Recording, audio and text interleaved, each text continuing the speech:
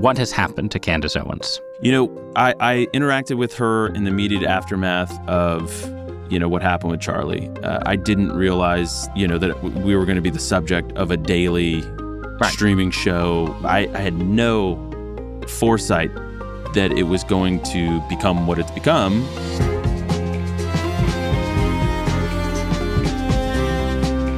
Since Charlie Kirk was assassinated, the conservative movement has fallen into infighting, with big personalities at war with one another. I truly believe that the deep state is involved in this assassination and multiple states are involved. I think that what Candace Owens is doing right now is evil. And with a lot of uncertainty about what the future of the right actually holds. If Lindsey Graham wins, it will be the most dispiriting thing to happen in American politics in a very, very long time. So, was Charlie Kirk himself actually holding the right together? What unites the movement he helped build now? And what does populist conservatism actually want going forward? My guest today is Andrew Kolvet, who was Charlie Kirk's close confidant. Since the assassination, he's taken on many of his friends' responsibilities, including hosting the Charlie Kirk Show. That's placed him in the thick of a struggle to define Kirk's own legacy and the future of the right. Andrew Kolvet, welcome to Interesting Times. Thank you. Honored to be here. So I want to start just by doing a kind of introduction and having you explain your current role as a steward of the organizations that Charlie Kirk built. You're part of the leadership of Point U.S.A, which is the conservative youth organization that Kirk founded, and you're also, you were the executive producer of the Charlie Kirk Show, which Kirk hosted, and now you are hosting. So just tell me a little bit about how you came to be involved with Charlie Kirk in the first place. Yeah. And I would be remiss if I didn't say that the real reason I'm here is because we had originally scheduled Charlie to come sit down with you. But I think what you said is probably accurate. I don't even describe myself as the host of the Charlie Kirk Show. Charlie is the host of the Charlie Kirk Show. And I see our job as being stewards of his mission, of his message. But yeah, Charlie and I, we started the show in 2019. May 2019 was our first episode, and we just did one podcast a week. And which is, I should say, a lot. It was just now that I have a podcast of my own. But you were working at Turning Point before then? Yeah, I'll go back a step. So I was actually living and working in Hollywood. I had a job working with Mark Burnett, of The Voice, Celebrity Apprentice, Survivor, Shark Tank. So he was doing those projects, and then at some point he got into faith-based content.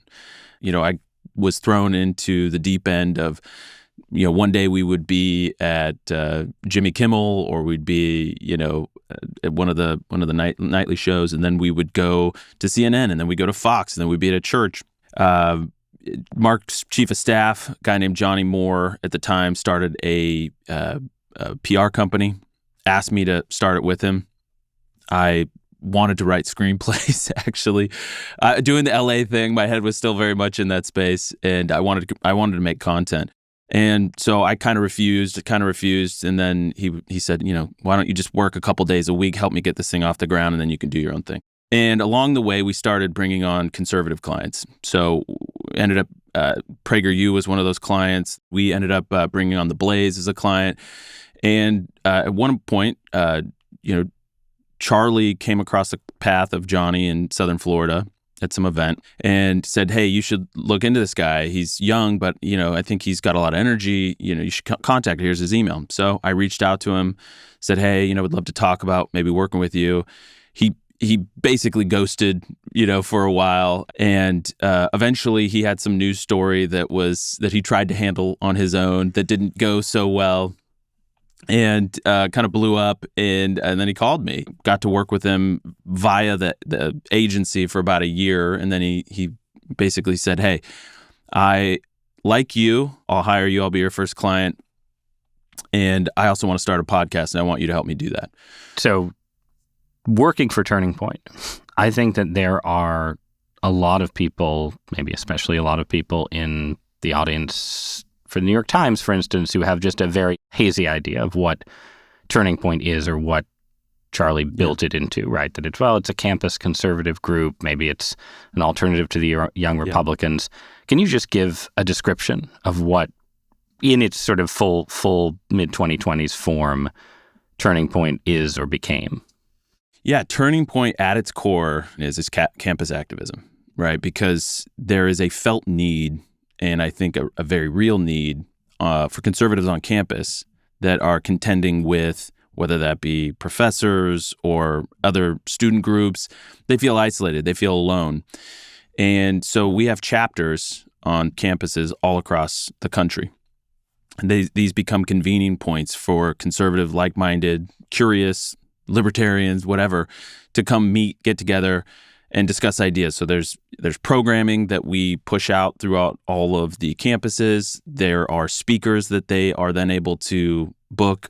We help them become a registered student organization on campus so that they can access student body funds and security, get venues on campus. So that's the beating heart of what Turning Point is. Now around that, there is there's a productions team that's producing a lot of content, documentaries. We also have a social media team. Social media has obviously been a huge part of Turning Point's growth. And so this was, again, I think like when I think about the beginning of Turning Point, I was a conservative at a predominantly liberal campus. There have always been these, various groups that are sort of doing outreach or providing community for conservatives. And my sense is that as much as that is the heart of what Turning Point does, it has become a much bigger thing than any sort of purely campus conservative. That it has a religious dimension. It has obviously a legally separate political organization dimension. Yeah. And that I think before Charlie was assassinated, a lot of people on the outside maybe didn't quite realize how big a part of conservatism and conservative Christianity in America, your infrastructure had become. No, the infrastructure is huge. We're talking hundreds of thousands of students across the countries at these campuses, whole social media wing, a whole reporting wing, a whole political arm. Plus, we had the Charlie Kirk Show that became this drumbeat every day. So, it was a lots of tentacles, and that's not even to speak of the work that Charlie was doing behind the scenes. I mean, the guy was an avid texter and emailer and phone caller. And so he was also working relationships behind the scenes constantly and ironing out differences or bridging divides. Yeah, no, I want to get into that role because I think it's sort of important to understand what's happening in conservatism since his murder. But if you don't mind, so you were traveling with him a lot. Yeah. Or you would go to campuses with him for his tours? Yeah, no. So I didn't go to all the campus stops. I wasn't there the day he was killed, but and I'm truly grateful for that actually, because I'm so glad I didn't see it. I saw the video in the immediate aftermath because I wanted to know if he could survive. And I saw the video and immediately regretted seeing it. Yeah, truly. And the whole team actively works very hard to make sure that anything we share with Erika, because she has not seen the video and she never wants to see it, and I want to make sure that I do my part to make sure she doesn't. So I mean, I was traveling with him a lot, and did it feel dangerous to you, the public's work? Like, do you feel like you had anticipations or premonitions of what happened? I mean, everybody plays this mind game after the fact. Did we have premonitions about it? And you have these thoughts that run through your head, and you kind of try and put them down because you don't want to live in fear. Right. And you're watching Charlie, who's absolutely refusing to live in fear. So and we had a full security detail around him all the time. I mean, but by the time he was killed, the security system and mechanisms and the team members that we had around him were very robust. And we spent a lot of money on it as an organization. We took it very seriously. And so what I became aware of after the fact was that a lot of what we had to do was rely on these campus stops, was rely on local PD, whether that's campus PD or local PD. And so much of it, so much of the, I guess, safety or lack thereof is contingent on the precautions that they put in place and the plan that they have in place. And some of that is beyond, the control of the, because Charlie's security detail covers his immediate proximity. They have like a 30-yard jurisdiction, if you will. And then the perimeter and the ingress, egress is all controlled by local campus PD. And that's, if you want to do an event on campus, those are the rules. So was I scared? No, genuinely I wasn't. Was I aware that Charlie was becoming increasingly famous? Yes. I'll never forget, he came and visited me, I guess probably a month and a half before it happened. And he just got mobbed. Selfie. And it was kind of this moment where I was like, you're really famous now.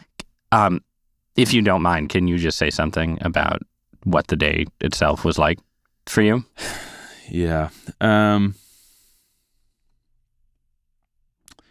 Well,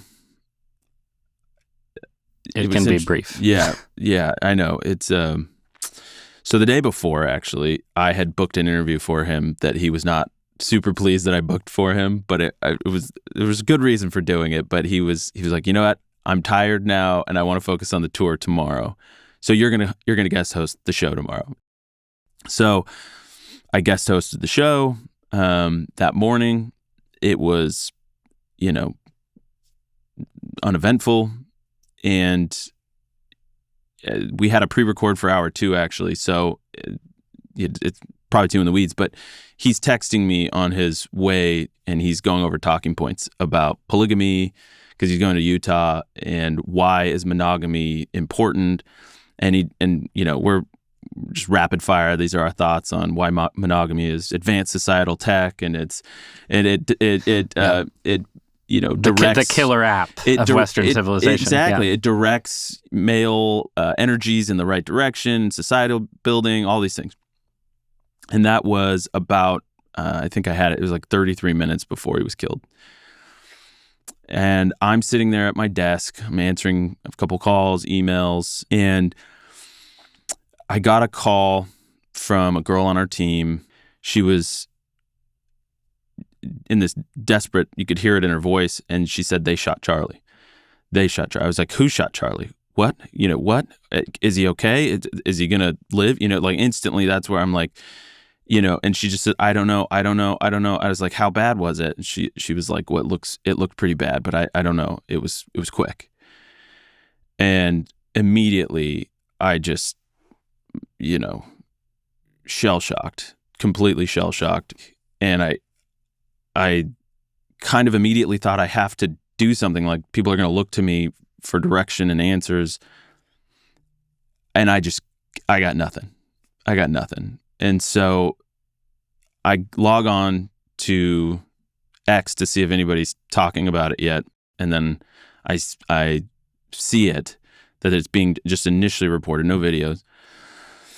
And next thing I know, my phone, this is the part I'll never forget, because my phone starts just bzz, bzz, bzz, bzz, text, phone call. My phone is literally, the next day it stopped working. I had gotten so many phone calls and so many texts, and it was, I can't even tell you, it was thousands upon thousands of texts. Some people saying, I'm so sorry, or like, tell me it's not true, or is he all right?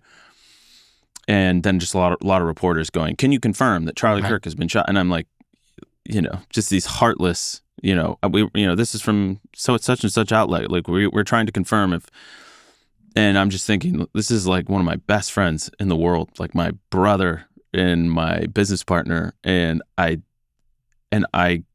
like, what are you supposed to do in this moment when they want to know if they can confirm it? And you're like, I don't even know what the truth is. So how long did it take before you knew he had died?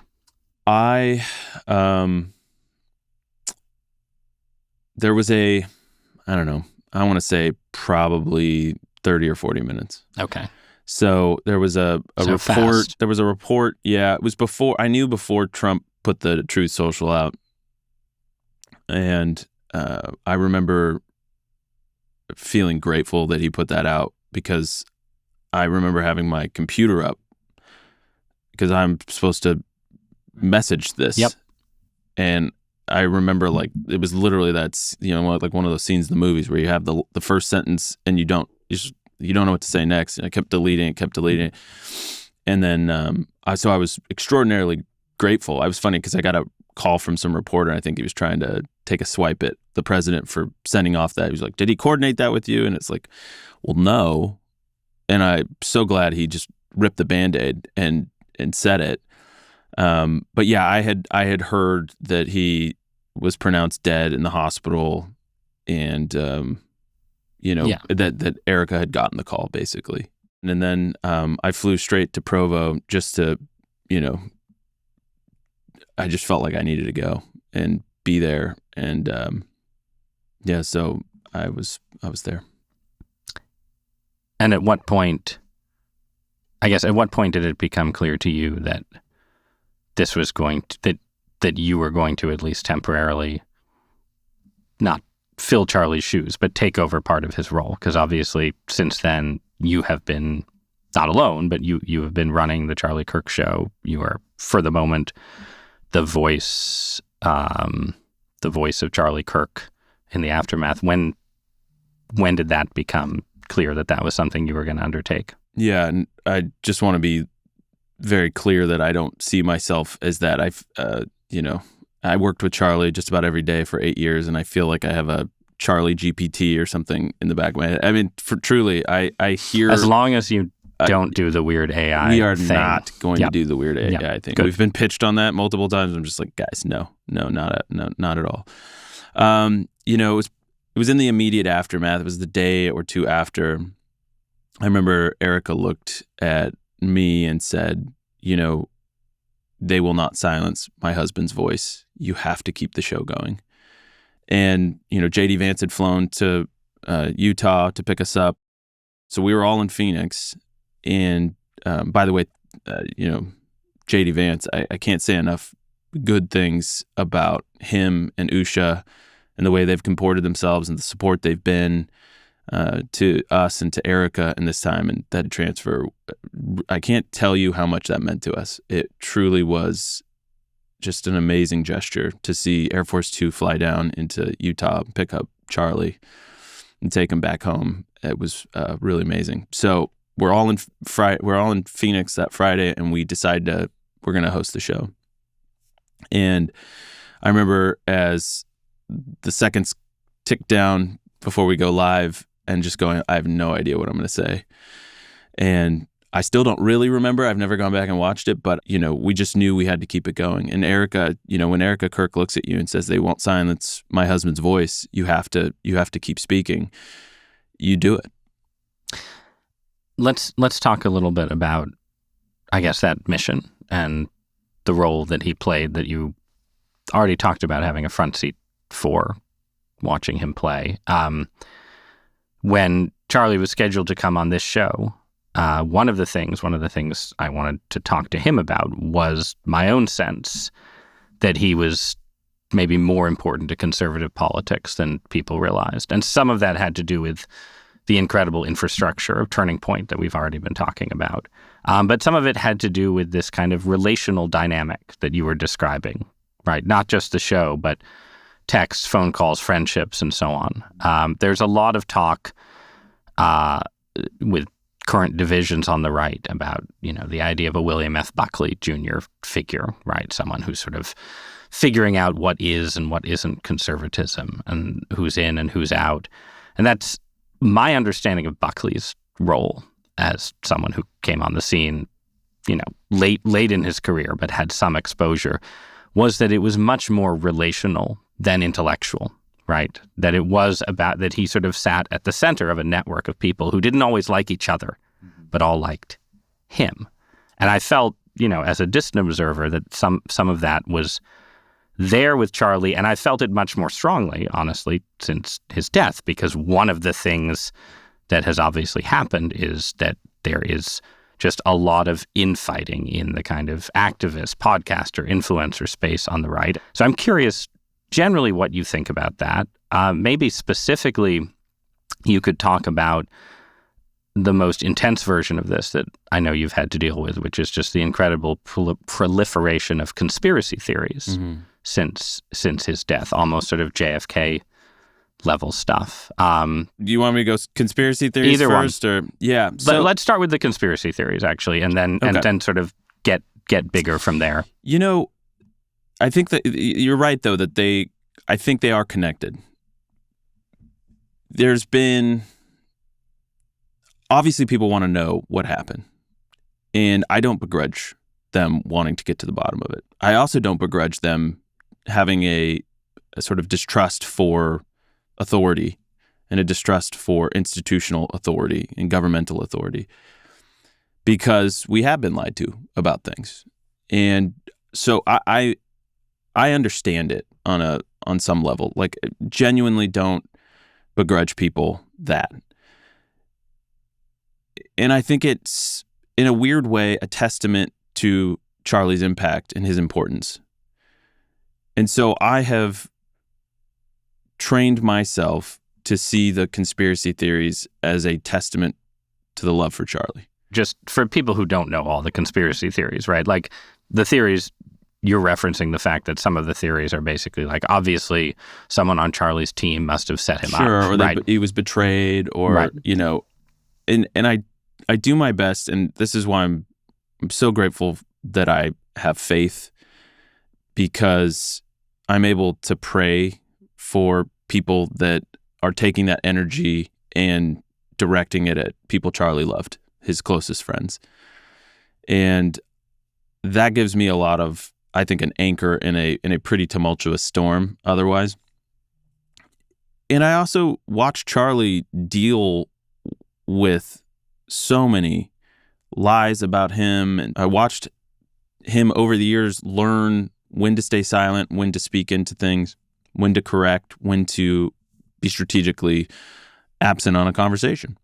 And this is where the two subjects bleed a little bit together, where you have a lot of people that are now part of canonizing Charlie Kirk, but in life were either, they were not particularly friendly, or they were outright hostile. Yeah. And so, I mean, I think the most explicit one where there has been sort of really clear attempts to sort of claim his mantle and his legacy for completely different perspectives is the issue of Israel. Mm-hmm. And obviously that is also entangled with the conspiracy theory stuff, because some of the most prominent conspiracy theories have involved Israel. And I have a general question about, again, like, I assume this was one of the issues that you guys were talking about before he was killed. Of course. But then there's also the specific reality that Candace Owens, who is, one of the most popular podcasters in America, was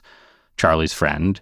She is the leading voice for many of these theories. And so I'm curious what your view of her arc since his killing is. Yeah.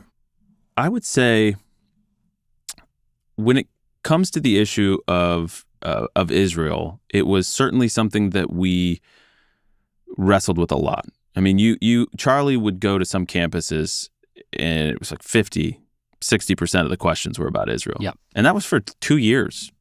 That was true. It wasn't true at all campuses. It sort of depended. But at every campus, there was questions about Israel. And they were questioning the U.S. relationship with Israel, funding. What about AIPAC? I mean, he got the gamut, right? And he got better and better at answering those questions, and spent a lot of time trying to study the issue, right? Because I think when Charlie started, he was at I don't want to say he was normie, but he kind of took it at its face level, like, greatest ally in the Middle East, and but he was questioning, some of the dynamics, because at the end of the day, Charlie was really against war. He hated war. He took a lot of flack for fighting against this march towards endless blank check funding of the Ukraine war. He was vehemently against it. He didn't want America to be involved in killing abroad. He wanted us to focus domestically. And we saw it as this, a drag on the entire movement, and we wanted it to stop. And when you're trying to have a adult mature conversation about what our relationship should be with a foreign ally, and it's met with an emotional response.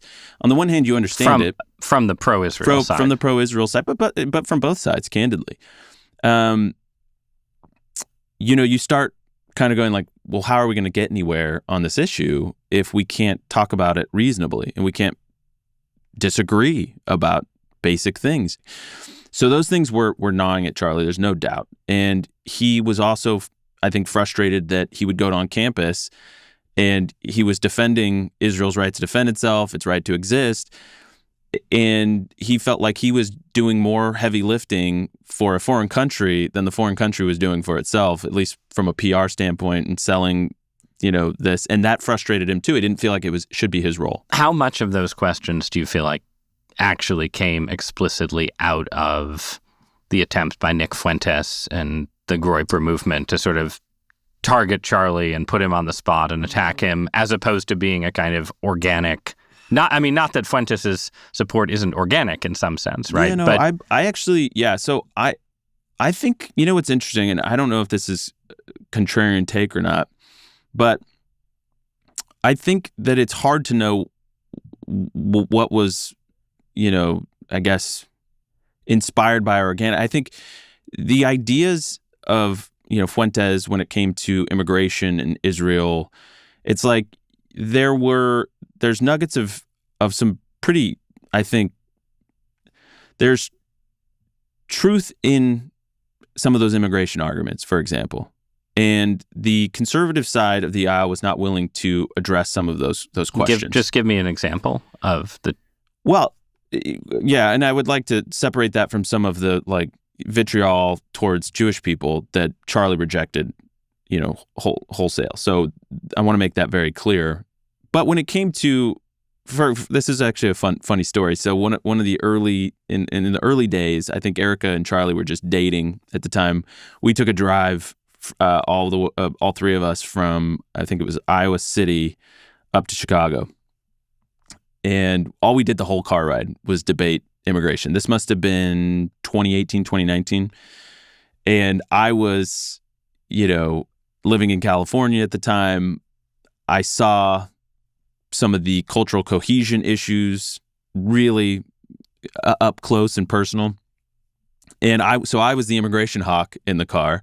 Erika was probably more in agreement with me. And Charlie was like, he still had this kind of legacy Chicago boy experience where he's like, look at all this farmland. Chicago's losing population. We need more immigrants. Charlie changed it abruptly on this issue. But I remember telling Charlie, Charlie, you are wrong about this topic. This is a bigger issue than you are realizing. And Charlie just wasn't quite on that page because he had gone to a high school in Wheeling, Illinois, where it was, I think, white minority high school. He had a good experience at that high school and didn't see any issue with it. And Charlie started out his political journey more libertarian anyways. Yep. He eventually became very convinced that immigration was, I think, if not the number one issue, darn near the number one issue that's animating the base, that is important to conservative voters to feel like we are able to still have our country that we grew up in, feeling like there is a sense of place, a sense of identity, a shared American identity.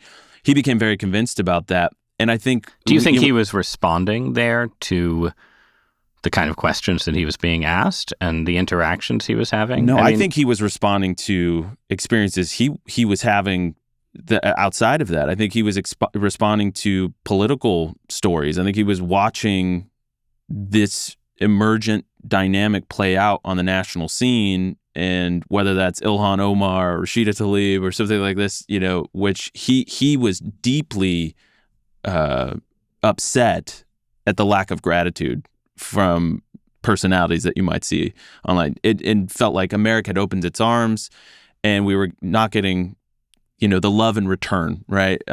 More of a grievance-based politics, and in a departure from conservative ideals further, it was worried that these cultures were bringing in socialist ideas, or that they were going to scapegoat white America for some perceived ill or offense. those types of concerns, I think, grew over time, and he began to realize that the sheer volume was unsustainable. And then boom, the illegal immigration crisis of the Biden years put him well over the top. So I think it was a natural evolution. He just became more conservative, and his faith became even more, it was always important to him, but I think it became even more increasingly so important to him, and that began animating a lot of his political views. Yeah, well, just to look ahead for a minute, let's take those three issues as useful for thinking about where the right is going, and just try and take them one at a time. We'll say Israel, immigration, and religion and Christianity. Sure. And I want to use them to stress test maybe how much cohesion there really is on the right going into the end of the Trump era. So start with Israel. And I notice you didn't answer my question about Candace Owens. I think Candace Owens is a clear example of just how much potential division there is on the right now, where, yes, as you were suggesting, you could see a kind of stable middle ground that reassesses the U.S.-Israel relationship in some ways. But in practice, you just have a lot of absolutism in the pro-Israel camp. And then you have an anti-Israel camp with Owens as a prime example that has just veered all the way very quickly into anti-Semitism. So maybe start with her. What has happened to Candace Owens? I don't know is the truth. I know that, I've known Candace for, I guess, I want to say probably 2019, I think, is when I first met Candace. And she was always, very opinionated. She was always, I would say, a fiery personality. And she,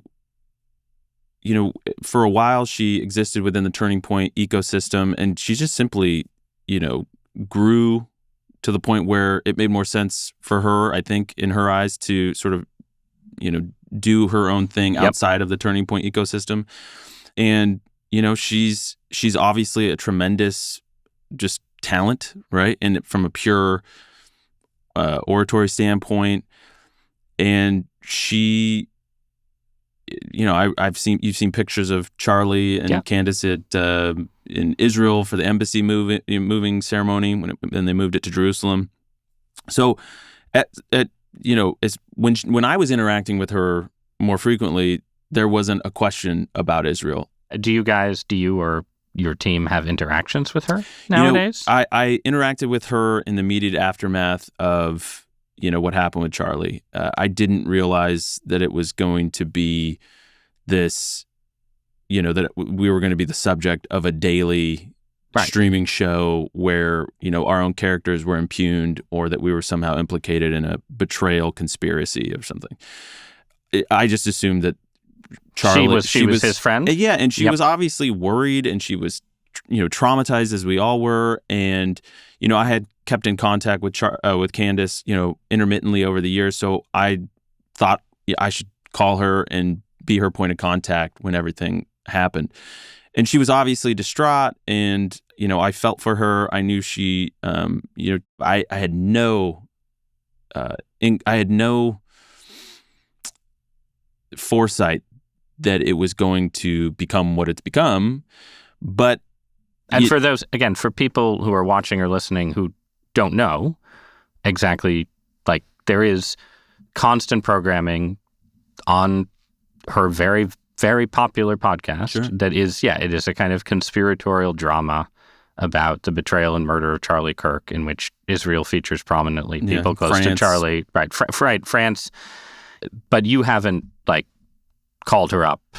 Someone doesn't call her up and say, what the hell is going on? I believe there's been one contact in relatively recent days. But other than that, it became apparent that, that we were becoming a focus of her ire, and that it was not exactly a safe relationship to proceed with. So, do you think your audience and her audience overlap right now? I think, I think so I'm not sure how many people are really buying into some of the the French theories. I don't know what people are really buying. I do think that there is, and you see this with Netflix. You see that like the true crime genre of things. It's a successful genre. Is especially women seem to especially be drawn to it. So I kind of think there's a big group that tune in just to kind of see what's coming next in this unfolding narrative. But yeah, I mean, and I will say, I will never look at a conspiracy theory the same way again. Because when you're close to something and you know what's true and what's not, one of the allegations is that Bibi Netanyahu is offering Charlie all this money. Right. That's not true. There was never an offer. If there was, nobody on the team knows about it. So Charlie would have had to just privately the secret flights. Yeah.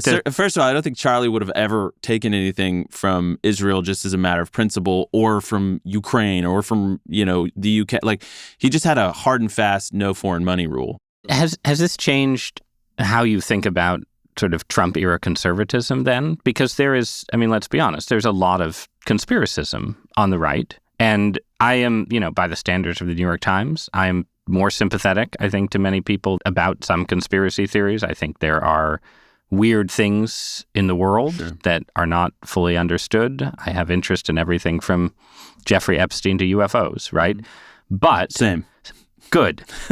We'll do a show about those subjects. But it is also the case that there's a wildness, right, to conspiracizing on the right in the era of Trump, in the era of COVID, with the 2020 election and so on, that is just a distinctive part of conservative culture.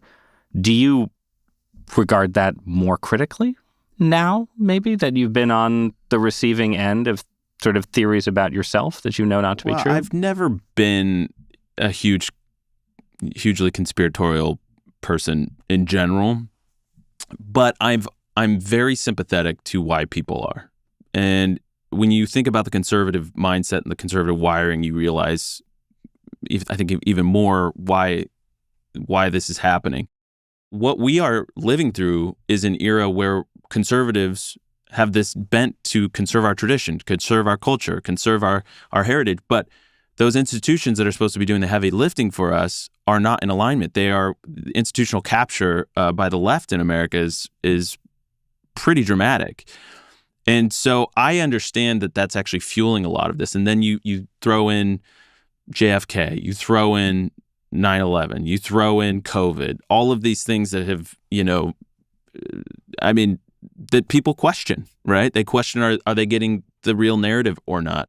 Just having been on this side of a conspiracy theory, and you just know, you just realize there's a pattern to this where they will allege connections that might have a grain of truth, an ounce of truth, and then they will leap to a conclusion that is so wild, and you're like, how did you put one and one together and then allege this from these two things, or throw in a third element that wasn't even true, and then that spun it in a whole different direction, and then all these people believe it and then just distrust you, and now you have this pall of doubt cast upon your person. So that's the part that I didn't fully appreciate, being on that side of a conspiracy theory as opposed to being on this side of it. And you're just like, okay, the facts have to matter somewhere in this equation.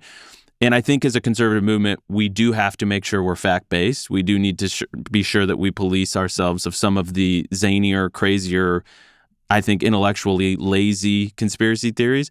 But when it comes to UFOs, when it comes to Jeffrey Epstein, I think there's some good there's some conspiracy theories that we need to dive into. How do you do that policing? And is it on just the Israel question, right? Like, if there's no one who can call Candace Owens and say, what are you doing? You should stop, right? And she's only one example of people who have sort of gone all the way to conspiracy theories and to, anti-Semitism on Israel. Can the right hold together on Israel when there's so much difference, again, going all the way to conspiracy theories? Yeah, I would say that the answer is yes. I firmly believe that. Charlie believed that. And he was working, I think, the preliminary stages of that. I would say this is a generational moment where you have President Trump, who is almost 80 in the White House, who is obviously fully supportive of Israel, at least ostensibly so. He's friends with Benjamin Netanyahu. But the base is becoming a complicated friendship. Complicated friendship, complicated relationship. The president has been pretty stalwart in his defense of Israel. But I think what you're seeing is this generational divide. You could call it under 40, under 50, which is becoming increasingly skeptical of the status quo. Now, I can tell you from our experience with Turning Point that Charlie and I actually did a focus group with a bunch of our students when we were at the Student Action Summit, and that was just in July in Florida. And we had dozens of these kids. We kept rotating them in. We wanted to get a really broad section of their feelings about Israel.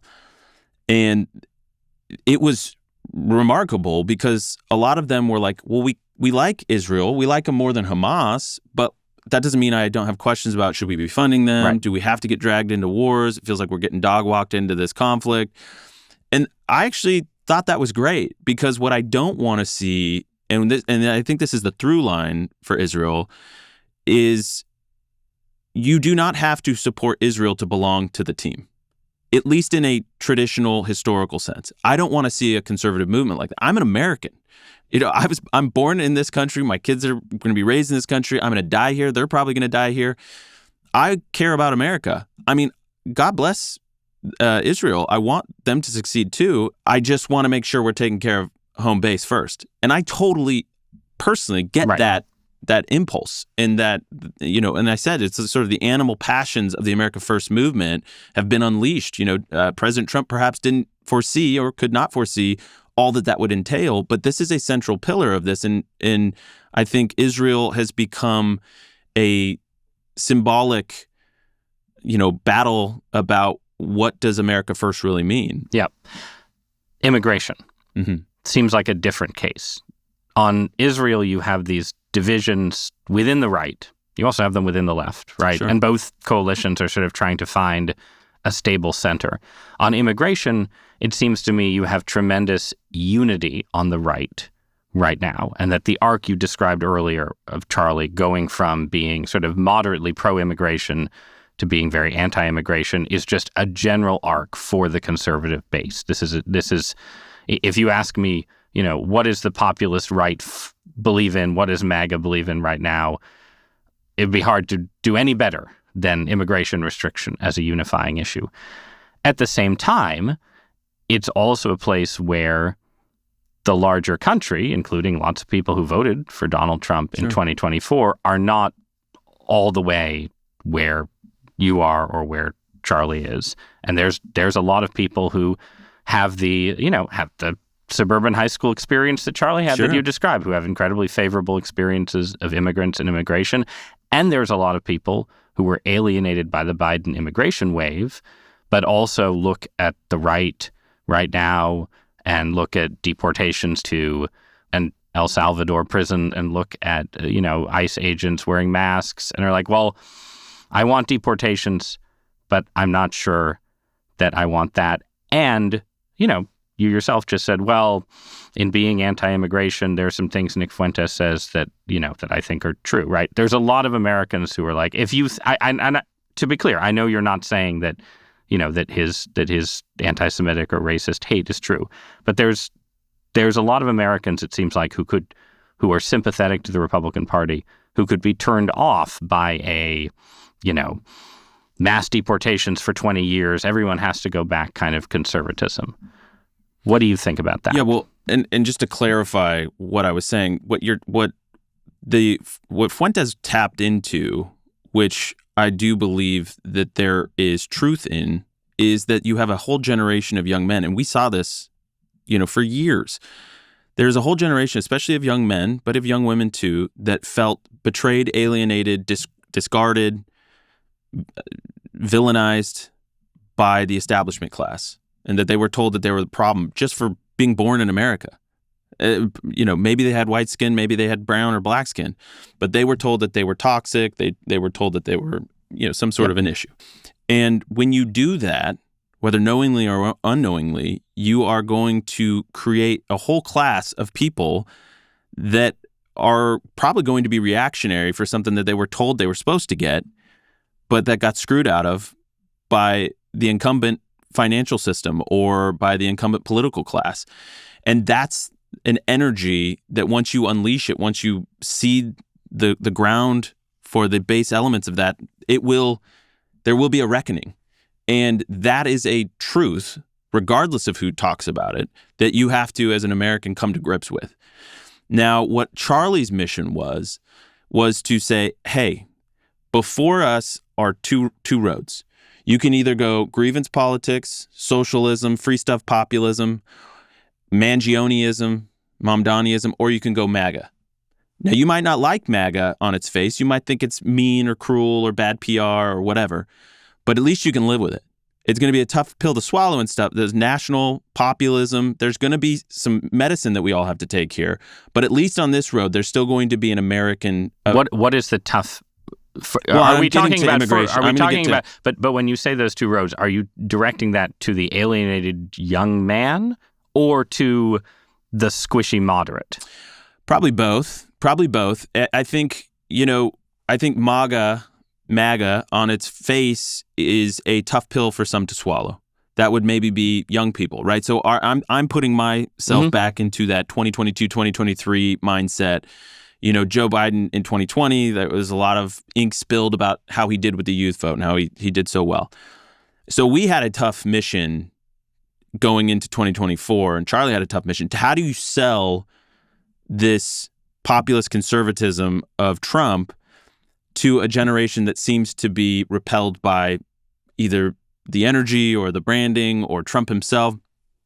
And so that's a tough pill to swallow for some young people. What we started seeing, though, was that they had been so disenchanted with the liberal establishment and the economic reality that they were facing, the malaise, everybody could feel it, that, when you would start forcefully presenting the conservative worldview on these campuses, they started flocking. But I think for a long time, it felt like this is going to be a tough, how do you sell, being accountable for your own actions, being, the fact that we have to, deport people that are here illegally, and you're going to confront all the nasty headlines and the sob stories from the news media. And so but here's my one pushback to the premise of the question.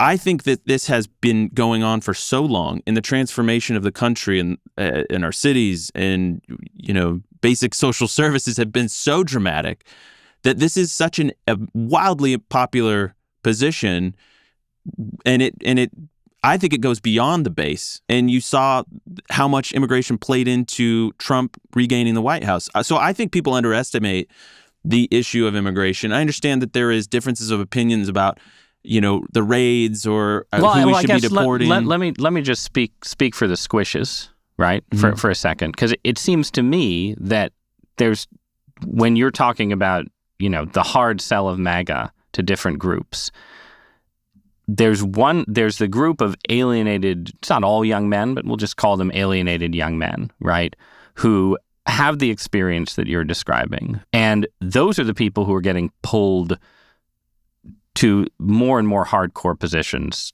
and potentially all the way to where Fuentes is, right?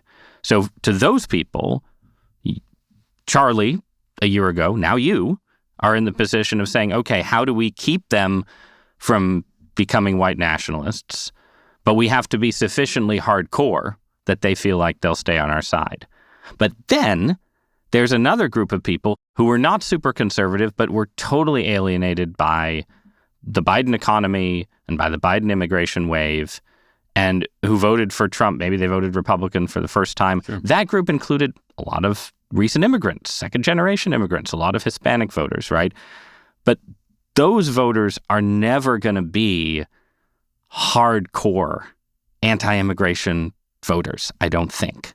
And it just seems, I feel like it's not just your dilemma, but it is your dilemma in part, right? Is you're trying to simultaneously say, look, we're really hardcore in immigration. We're going to do all the things that, that the alienated young man who feels like he's lost the future of his country wants you to do. But in doing some of those things, you end up alienating the moderate conservative who you got in 2024. I don't know that that's true. I just don't know that I agree with that. I actually think I could be wrong. Yeah, it has happened. I think that is, when we saw that dynamic play out in 2016 with Build the Wall and the Never Trump movement, and people consistently underestimate this issue. People have a memory of the way the world used to feel when they were a kid or when they were going to school, and they see how it's changed. Now, some of that change can be okay, and some immigration certainly can be okay. As a country, we've historically scaled up or scaled down or changed the way we formulate it. I think that there has not been nearly enough reform in this area, whether it's especially with legal immigration, H-1Bs. This is still a wildly and dramatically animating issue. And I think even with moderates that maybe don't want to tell a pollster that they don't like it, but they don't like it. Okay, like people want to feel familiar in their communities. They want to live near people that they share values with. And there's nothing wrong with that, by the way. I think so many times we turn this into you're a xenophobe, or you're a racist, you're a bigot. No, this is as old as time. People like to be in a community that they feel safe in, that they feel like they know their neighbors. This is just the way people tend to congregate. So I would say I think you're underestimating. And then when it comes to new immigrants, you're not giving immigrant communities enough credit for understanding the downside of unfettered mass migration. And then I would say this is an issue that has been underestimated time and time again, and it will consistently deliver for the conservative movement. What else is conservatism, MAGA conservatism, turning point conservatism for right now? Because we've entered a phase of the Trump administration where there's no big legislative agenda in Congress. And I think there's clear unity on immigration on the right, clear divisions on Israel. And I'm just uncertain what the other animating issues are that will shape the contest to succeed Trump and everything after that. And you're closer than I am to those voters. What does the populist right want in 2026, 2028, and beyond? Besides immigration, setting aside immigration and the Israel debate.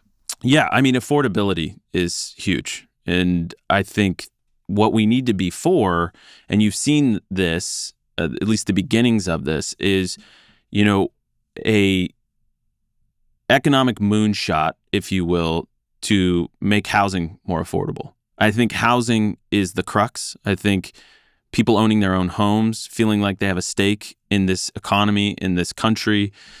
I mean, if you want to have a nation of renters, then those people are going to burn down the country real fast when things go south.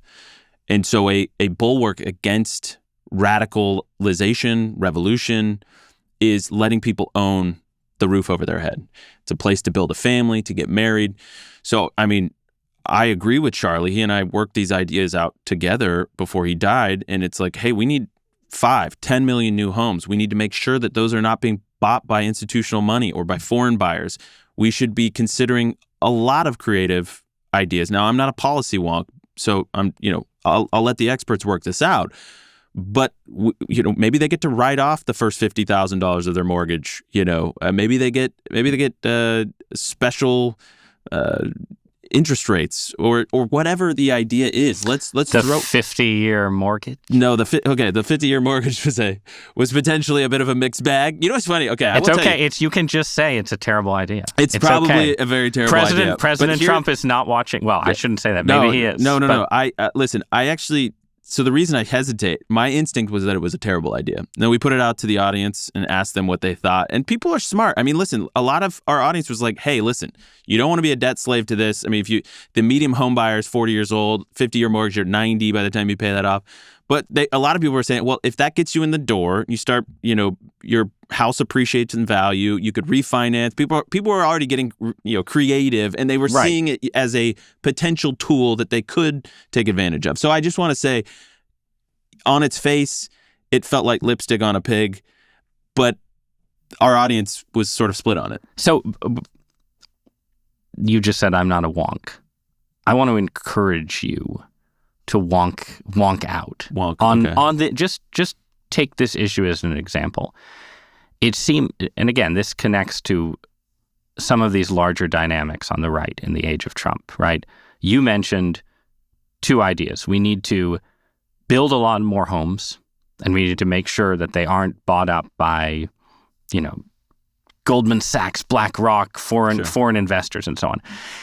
It seems to me that when I look around the right, there's a lot more enthusiasm for that second point.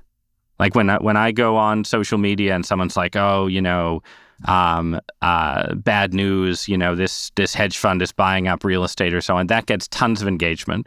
And there's less engagement if someone says, here's my legislative plan to remove regulatory impediments, right? But I feel like that's often the dynamic that the right gets trapped in, where you have all this energy around mistrust of institutions. But in the end, like if you want more homes in America, the most important thing is figuring out how you build more of them, right? Yeah.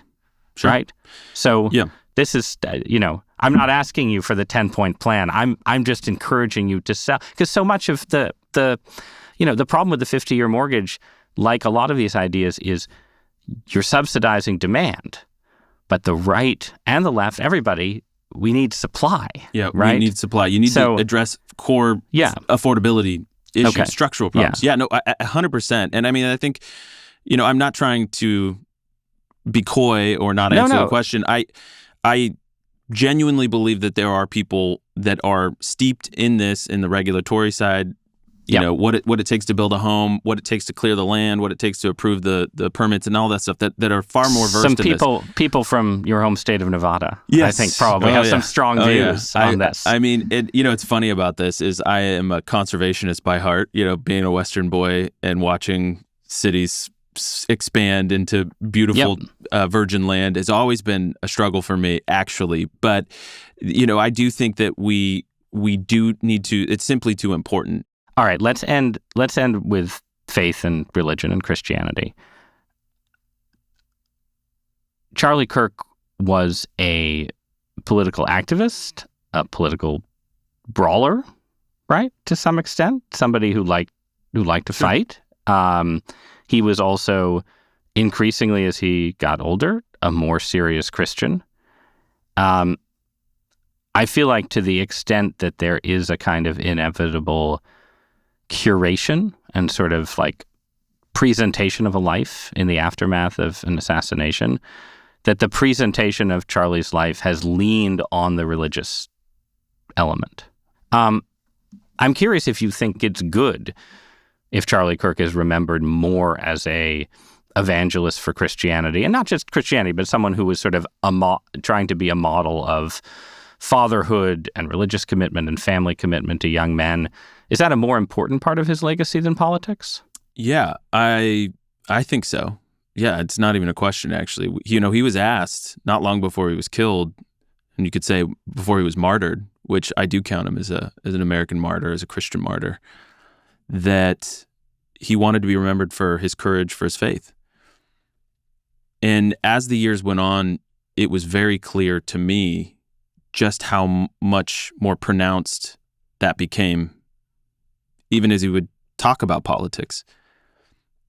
And, Charlie believed that America was, fundamentally founded as a Christian nation for Christians, providentially guided by the hand of God to become the greatest nation in the history of the world, and that if we lost our Christian heritage, we would lose our identity. We would lose the very thing that made us special, that made America so great. And Charlie and I bonded originally, over our shared Christian faith. Like that was really one of the things that brought us together. And it's one of those things that I think, will guard you from anti-Semitism. It will guard your heart against the radicalization and the excesses that you see in these corners of the internet. And I think that's why when you asked me earlier in this conversation, were you afraid? And I said, well, no, but because Charlie wasn't afraid. And he wasn't afraid because of his faith. And I think he had realized that his life was not his own, and he had come to terms with that. And he had come to terms with the fact that, God was going to use him however he was going to use him. One important element of Christian culture and Christian heritage is the idea of loving your enemies. Goes all the way back, Sure. right, to the Gospels. And there was a now famous moment at Charlie's memorial where Erika, sorry, I have to ask you about it, and I think it's a good place to end. His wife, one of the leaders of the movement that he built, got up and talked about forgiveness and forgiving Charlie's killer, forgiving your enemies, loving your enemies. And then the president of the United States, also a friend of Charlie's, a man on whose behalf Charlie did so much work, got up and said, and it was a joke, but it was not a joke, right? As with many things, Trump. We brought it back up at the Medal Freedom ceremony as well. Right, that Erika can talk to me and talk me into it, right? But he said, I'm sorry, I can't help. I hate him. I hate my enemies, right? And I feel like that duality is very obviously on display in conservative politics, where you have a conservatism and a populism that is informed by Christianity in a lot of ways. But at the same time, I think it's hard to deny that the Trumpian attitude is a huge part of right-wing politics. The idea that, got to know what time it is, you got to fight your enemies, you can't give them an inch. Would you agree, and you could disagree, that conservative politics going forward through the end of Trump and after could use a little more of the Erika Kirk spirit? And if you agree, how do you do that? Well, if you're asking, do I endorse a little bit more Erika Kirk's spirit? Of course I do. Good. Yeah. Okay. I thought that would be an easy lift. But what does that mean when you're not just preaching the gospel and talking about Jesus's love, but when you are doing politics with your fellow citizens who you end up having really good reasons to, or feel like you have really good reasons to treat as an enemy?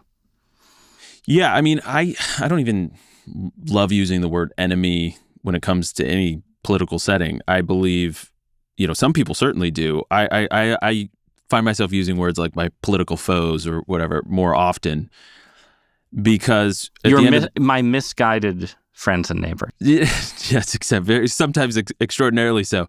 I would say, I think there's a tendency in the modern media landscape, especially when you're talking about legacy media, and immigration's a good example of this, where they'll turn the volume all the way up for what I call a sob story of somebody that's in the country illegally getting deported. And they will turn the volume all the way down on the sob story, which is actually a real tragedy, of a family that lost somebody to fentanyl, or that was trafficked, or that was hit by a drunk driver that shouldn't have been in the country. Whatever the story was, you will see the volume turned all the way up in the legacy press on the one and all the way down on the other. My counter to that is that loving my neighbor and loving my community means that sometimes I'm going to be forced to do the hard thing on immigration, or I'm going to be forced to do the hard thing on law and order issues, because actually that's what love looks like. Love does not look like simply being sympathetic and saying, it's no big deal, we're going to let this pass all the time. Love can look hard sometimes. And it's basically saying, I love you enough that I'm not going to let you drink the toilet water, America.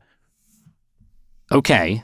But I'm going to give you a glass of pure water. But that's not quite, I think that's not quite what I want to press you on. So let's stipulate, for the sake of argument, that there are a lot of potentially harsh-seeming conservative policies that like deportation, that can be undertaken in a spirit of love for your country, and do not necessarily conflict with Christianity. I think that's true. I don't think that Christianity forbids deportation. I don't think it forbids, various forms of sort of tough punishments for law breaking, any of those kind of things. But there's also a question of the spirit in which you were doing those things. And this is where I think the Erika President Trump contrast is sharp, right?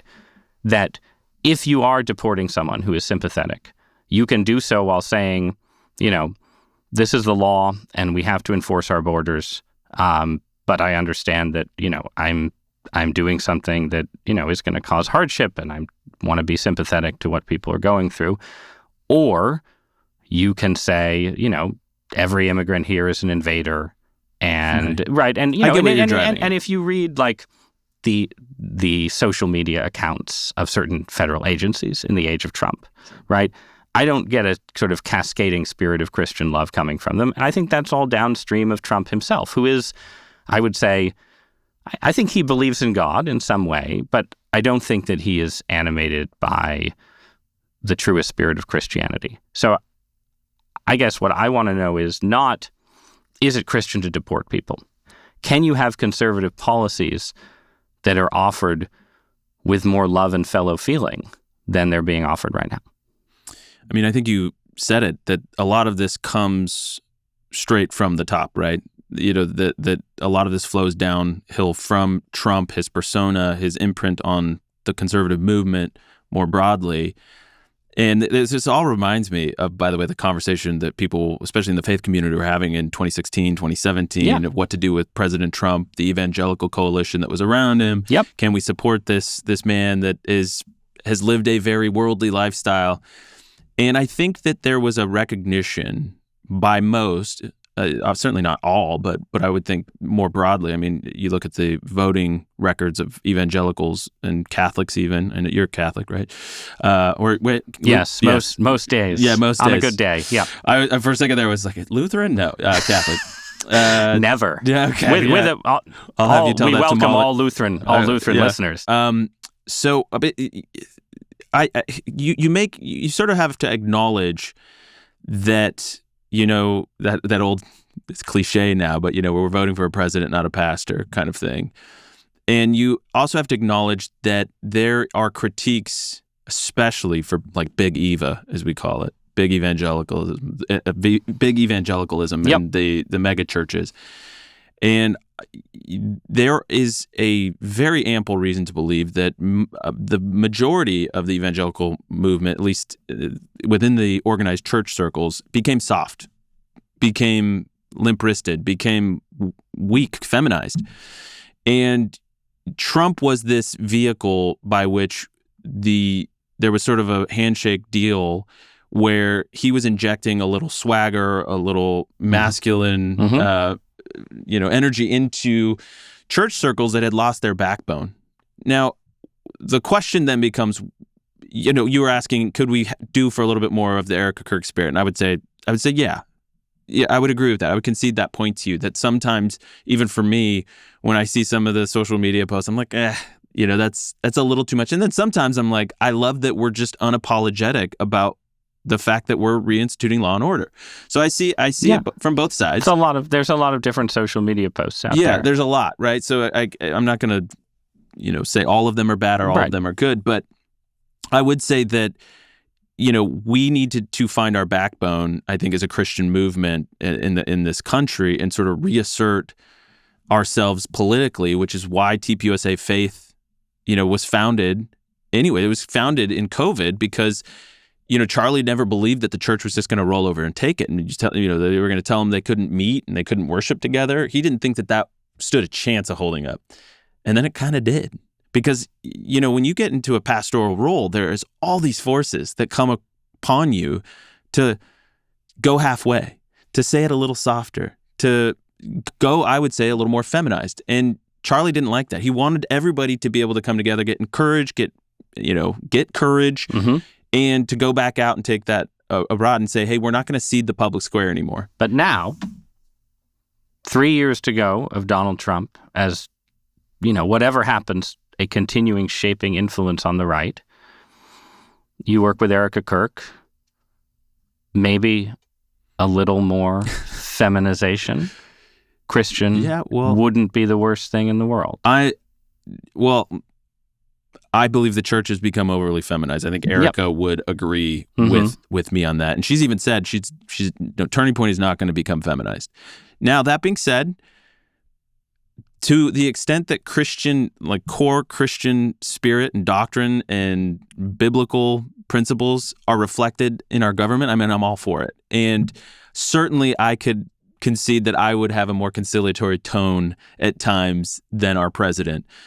And sometimes I'm glad he showed me the way and said it like he said it. So I think all good Christian execution of policies, you've got to take prudence, and it's case by case. But certainly, I think once the era of Trump is past us, the next you're not going to. Trump is singular. This moment will not last forever. All right, Andrew Kolvet, thank you so much for joining me. Thanks so much. It's been a pleasure.